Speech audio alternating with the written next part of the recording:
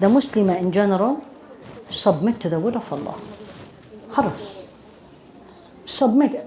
That doesn't mean, and I want you to know this, it doesn't mean it's easy. No, it is not. It is not. And part of my submission to Allah, I'm going to say, Ya Allah, this is very hard. I mean, this fasting is, but I talk about somebody who went through very difficult marriage, difficult loss, difficult things that are difficult.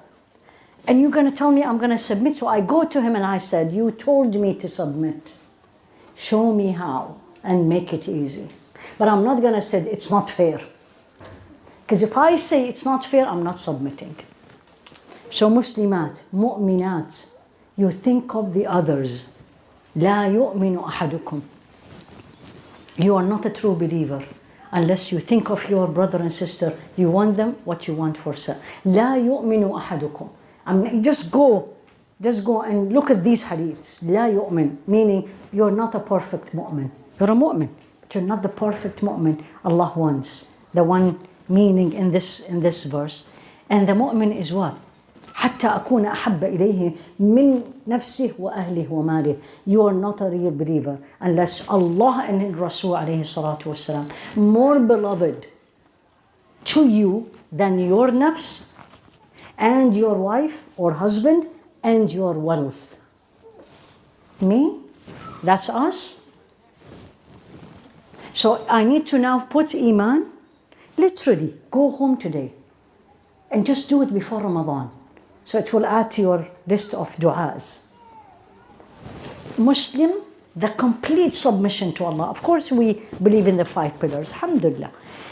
Complete submission to Allah. Where am I? 2 out of 10, 5, 8, sometimes 10, sometimes 0. Analyze yourself. And if someone comes and gives you a feedback, take it. Don't be argumentative and don't be defensive.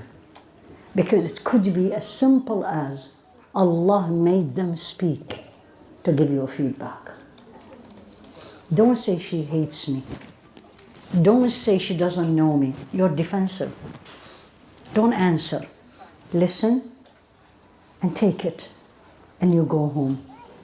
I remember someone asked me, she said, this is the feedback I got from a friend. I said, what did she say? She said, I'm arrogant. And she said to me, you know me, am I? And I said, you know what? May Allah reward her. No, this is serious. This woman cares about you. Because when someone gives you your shortcomings, it's a gift. Sayyidina Umar used to say, رحم الله امرئ أهدى إلي عيوب نفسي. May Allah bless that person who will gift me my shortcomings. So Muslims, submit to the will of Allah. You're 30 and the clock is ticking. That's not us. That's not. I will never, whatever. That's not us. Allah ala kulli shay'in qadir. I tell my patients, when I used to have an office and the result of the test says no way she will get pregnant. Period. I had a 21-year-old, I will never forget. It's one of the most painful moments. 21-year-old, her test came back, she is menopause. Period. And they have done it 3, 4, 5 times. They showed me all this. I said, let's repeat again. Things change. When she came in, absolutely, no way. And the first thing I said, you know what? Alhamdulillah, we are Muslims. Do you believe Allah ala kulli shay'in qadir? She said, of course, Doctora. I said, then that's it. Medicine says, probably not. But medicine is not Allah. That's a Muslim. Muslim, mu'min, la yu'min ahadukum. Think of the others always. The first and the second is between you, Allah, and people. Al-qanit is between you and Allah. What is abida? Why did he put qanita or put abida? What is ibadah? Yes? Ibadah is the act of worship. Oh, thank you for translating. Ibadah is an act of worship. Really? Of course. So if I tell you what is the act of worship, all of you are going to tell me? Salah, Siyam, or Zakah, or Hajj, Hijab. Wallah, that's it. So I pray 5 times a day, or I did my Hajj, or I give my Zakah, I put my hijab, I'm done, bye, see you. Al-ibadah. Memorize this. All of you. And if you can write it down, write it down. Because it's going to change your perception of this deen. Because if the woman is a single mother, literally one of our staff in Jannah Institute, she has 6 children. 6. I don't know, I told her, I was like, I don't know how you are in the meeting smiling. Because every 2 seconds somebody jumps from the back. On Zoom. Here we go. Here we are, mashallah. Right? So not everybody can go to Taraweeh or stand up there for 20 Taraweeh for 3 hours or do i'tikaf. Not everybody. What about this? What about this woman? She can do ibadah? Yes. How about I was delivering a baby during, many times, during Adhan, and the nurse comes and puts the date in my mouth. I'm not going to be able to go for Taraweeh. Al-ibadah. Act of worship is best definition ever. Everything, كل ما يحبه الله ويرضاه.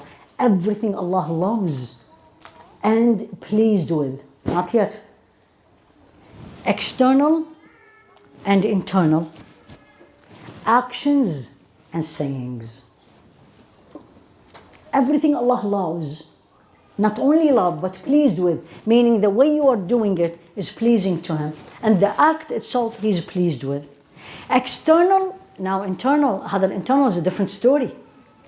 What I think, how I look at people. She comes in, she looks like she's from that country. She doesn't look like she is very wealthy. Look at the purse she is carrying. And I'm making all this judgment. Absolute arrogant woman I am. It doesn't matter I'm giving you a lecture, doesn't matter I memorize the Quran, it doesn't matter. Full of arrogance. I am not in a state of ibadah. So كل ما يحبه الله ويرضاه. Everything Allah loves and pleased with, internal and external sayings and actions in general. Is this what I'm doing, act of worship? Yes or no? Yes or no? I didn't ask any other question. How many say yes? What I'm doing right now with all of you in this room. Yes? How many say yes? طيب. And how many say no? Did I see any? طيب. How many say, I have no idea? Come on, what is those who didn't raise their hand? What is that? You didn't. 80% did not raise their hand because they knew there's a secret in this question. Right? That's why you didn't raise it. So your answer is, I have no idea. And you're right, because you don't know why I'm sitting here. What is my niyyah with Allah? What is my intention? And no one can judge, and no one can say a word. I have no idea why you're sitting in front of me. Assume, but I could be wrong. Your look can give me an impression, but I absolutely can be wrong.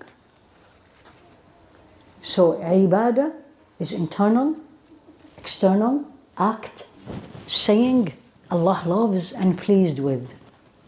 And He only, and pay attention to this, He is the only and the one and only who can judge that this is an act of worship.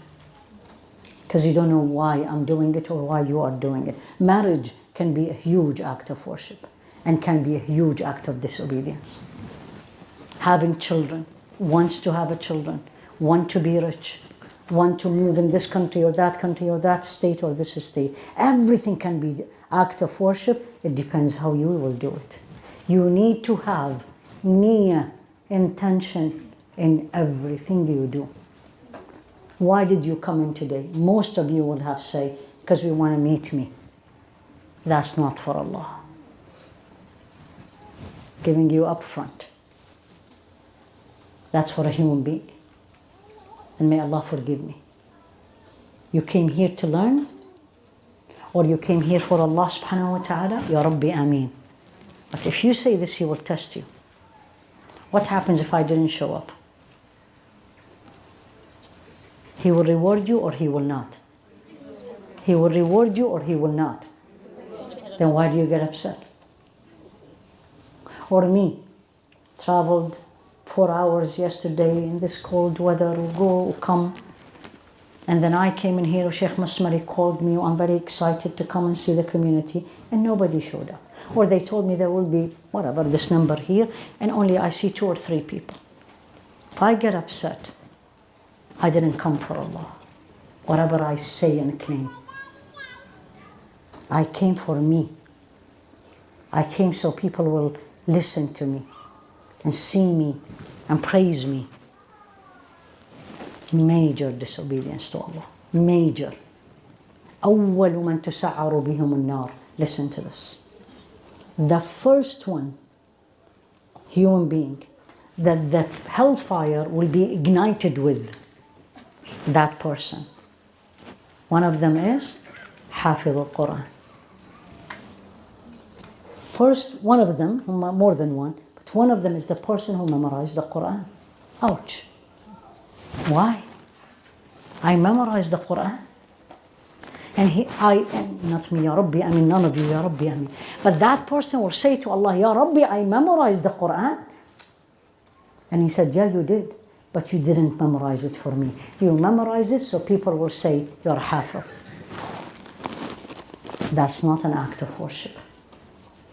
So don't be the judge of the external, and don't judge each other by the external.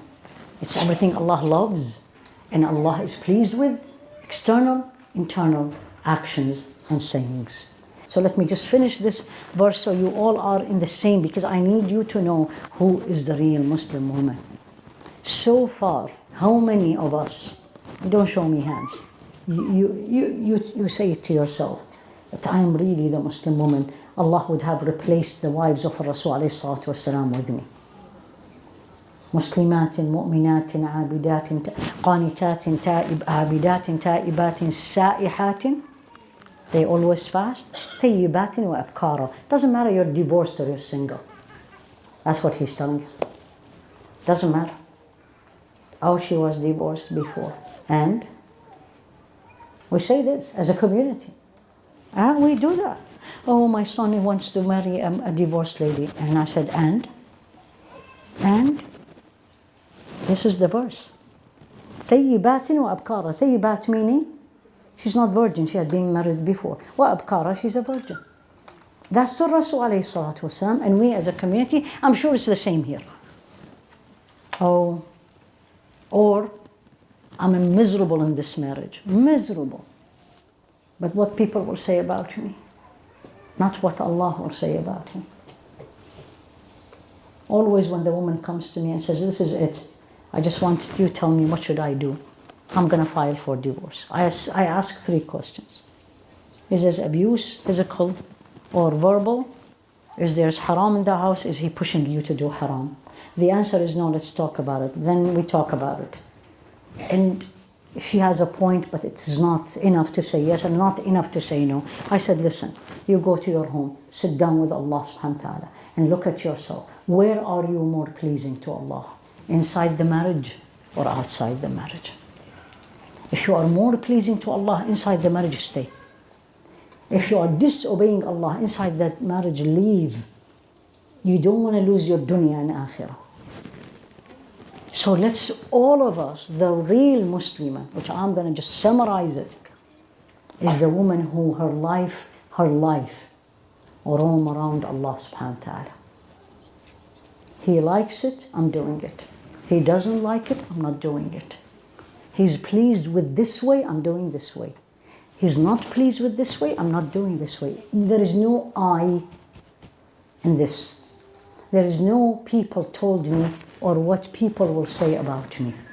Not the Muslim woman. The Muslim woman, the focus, the center is the one and only. It's not my friends, not my husband, not the children, not my career, not my wealth, not my beauty. It is him and him only. That's the Muslim woman.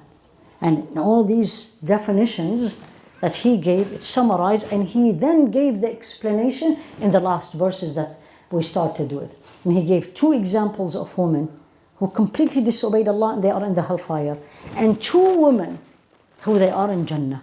The 2 in Jannah is one is completely different life than the other. Completely. ضرب الله مثلا الذين آمنوا امرأة فرعون, the wife of Pharaoh. What did he do to her? What did he do to the woman who was helping her comb her hair? ناشطة امرأة فرعون. Do you know how he tortured her? When she said, I believe in Allah, he put every limb in one column. And then he asked them to pull the columns. And before he did that, she saw the cloud coming. And Allah was giving her the glad tidings of this verse. What did she say? نجني من فرعون وعمله. Ya Allah, save me from Fir'aun and what he is doing. وابني لي بيتا عندك في الجنة. The dua itself tells you who is her focus. Where is her center that she's roaming around. Build a house for me.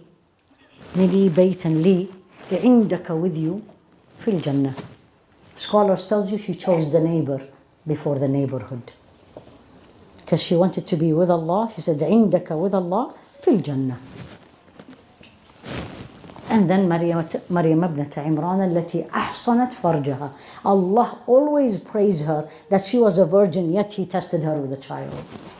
صدقت بكلمات ربها وكتبه وكانت من القانتين. She believed in everything Allah said. Everything. Kalimat, He said the words.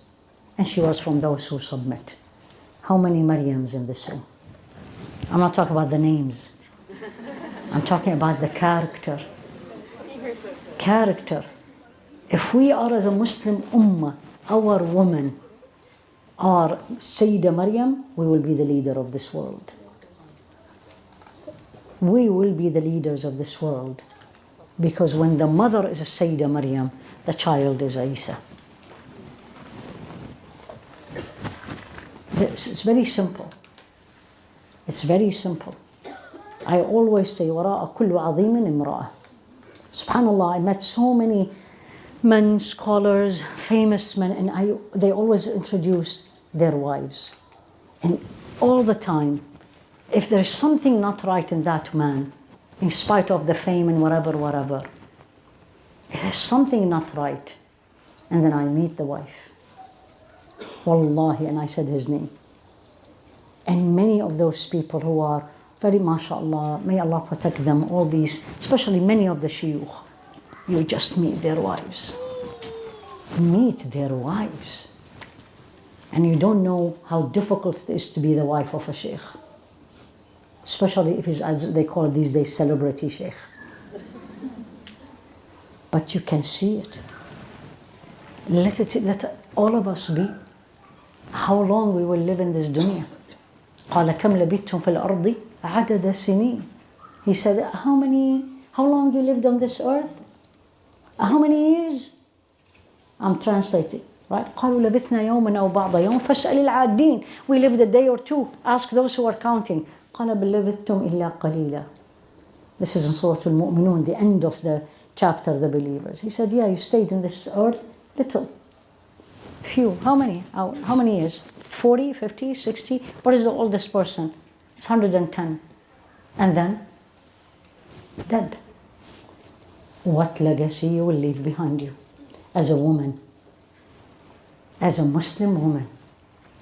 Have children, don't have children, married, single, you have career, you don't, you're very beautiful, you're average. It doesn't matter.